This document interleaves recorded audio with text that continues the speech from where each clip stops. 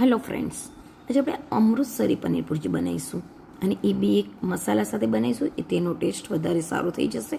તો જરૂરથી એકવાર ટ્રાય કરજો. એના માટે આપણે આ રીતે બધા ઇન્ગ્રેડિયન્ટ્સને શેકી દેવાના છે. 2 થી 5 મિનિટ શેકવાના છે, વધારે રોસ્ટ નથી કરવાના.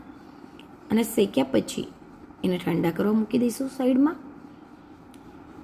ત્યાર પછી આપણે આજની પેસ્ટ બનાવી દઈશું.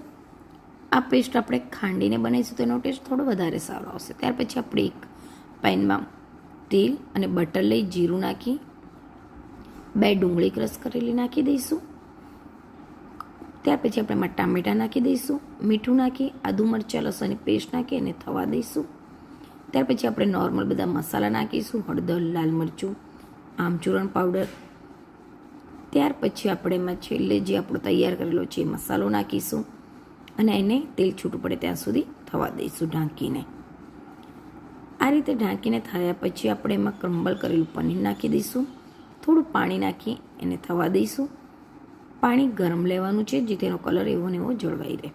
તો અમૃતસરી પનીર ભુરજી તૈયાર છે. આ મસાલા સાથે એને જરૂરથી એકવાર ટ્રાય કરજો, ટેસ્ટમાં બેસ્ટ બનશે.